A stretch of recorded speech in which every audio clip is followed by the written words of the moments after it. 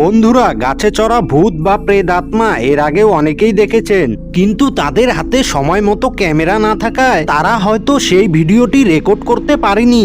কিন্তু এখন আমি আপনাদের যে ভিডিওটি দেখাবো সেটি দেখার পর আপনাদেরও আত্মা কেঁপে উঠবে। এই ভিডিওটি রেকর্ড করা হয়েছিল একটি জঙ্গল থেকে, যেখানে কিছু লোক ঘুরতে গিয়েছিল, কিন্তু হঠাৎ এই অদ্ভুত ক্রিয়েচারটি তাদের চোখে পড়ে। এটিকে একজন মহিলা মনে হচ্ছিল, তবে তারা বুঝতে পারছিল না যে এই মহিলা কেন গাছের আগায় উঠে এভাবে দাঁড়িয়ে রয়েছে। ঘটনাটি তাদের কাছে অস্বাভাবিক মনে হয় এবং তারা মোবাইল দিয়ে সম্পূর্ণ ঘটনাটি রেকর্ড করতে থাকে। কিন্তু কিছুক্ষণ পরে এটি অদ্ভুত আওয়াজ করতে শুরু করে। আওয়াজটি ছিল ঠিক এরকম।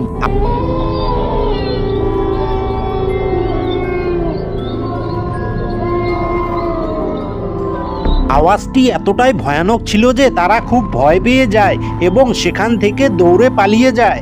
বন্ধুরা, এটি আসলে কি ছিল, আপনাদের কি মনে হচ্ছে কমেন্ট করে অবশ্যই জানাবেন। এরউইন আন্ডার তার বনভূমি প্রাণীর ক্যাপচারগুলো আমাদেরকে সবসময় মনোমুগ্ধ করে। অক্টোবর 2019 সালে প্রকাশিত হয়। এরউইন আরেকটি প্রাণীর সন্ধান পেয়েছিলেন। এই ক্লিপটি তিনি ছোট জলপ্রপাতের কাছ থেকে ভিডিওটি রেকর্ড করছিলেন। ভিডিও ক্লিপে দেখা যায় প্রাণীটি উড়ে যাচ্ছিল, আর এটা এত দ্রুত গতিতে উড়ছিল যে প্রাণীটিকে উড়ে যাওয়ার পর 1 সেকেন্ডের বেশি দেখতেই পারবেন না।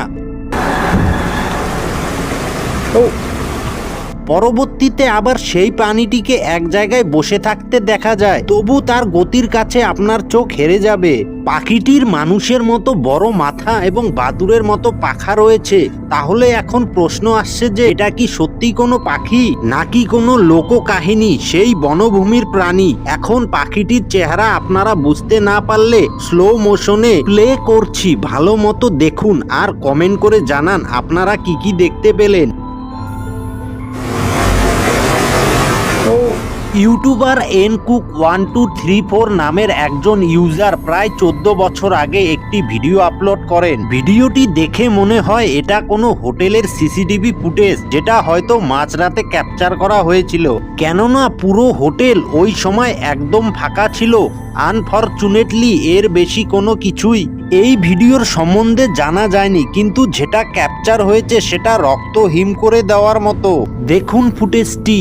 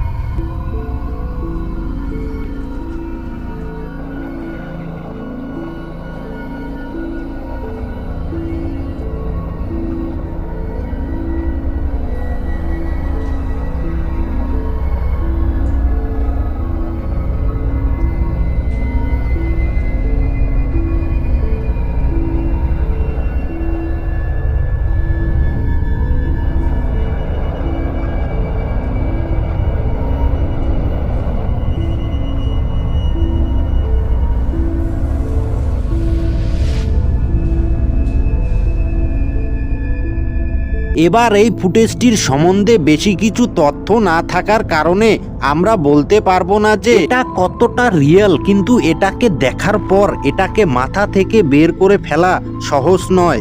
আপনাদের এই ভিডিও সম্বন্ধে কি মনে হয় অবশ্যই কমেন্ট করে জানাবেন।